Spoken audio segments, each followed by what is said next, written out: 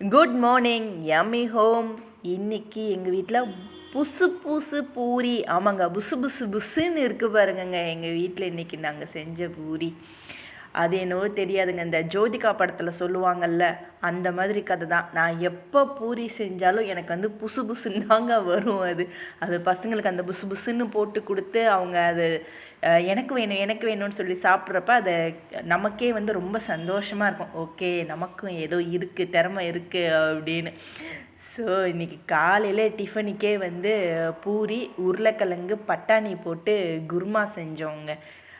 இன்றைக்கி சரி, எப்போவுமே உருளைக்கிழங்கு மட்டுமே செய்கிறோமே அப்படின்னு கொஞ்சம் ஹெல்த்தியாக அதில் கொஞ்சம் பட்டாணி போடலாம் அப்படின்னு இன்றைக்கி ஒரு புதுசாக பட்டாணியும் அதோட சேர்த்து வேக வச்சு இன்றைக்கி வந்து ப்ரிப்பேர் பண்ணி பசங்களுக்காக வந்து கொடுத்து அனுப்பிச்சேன், ஸ்கூலுக்காக கொடுத்து அனுப்பிச்சேன்.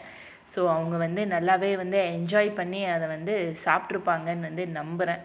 அந்த பட்டாணியில் பெருசாக ஒன்றும் இல்லைங்க. இன்றைக்கி கொஞ்சம் அதில் எப்போவும் கொஞ்சம் மசாலா கம்மியாக போடுவேன். இன்றைக்கி கொஞ்சம் வந்து வெங்காயம், தக்காளி, பட்டை, கிராம்பு எல்லாம் தாளிச்சிட்டு அதில் வந்து கொஞ்சம் மசாலா போட்டேன். உருளைக்கிழங்கையும் பட்டாணியும் வேக வச்சு எடுத்து அதில் போடும்போது கொஞ்சம் மிளகாத்தூள், கொஞ்சம் தனியாத்தூள், கொஞ்சம் மஞ்சத்தூள் போட்டு உப்பு மட்டும் தேவையான அளவு போட்டுக்கோங்க, ஓகேவா? ஸோ நல்ல ஒரு சூப்பராக வந்து டேஸ்டியாக வந்திருந்தது இன்றைக்கி.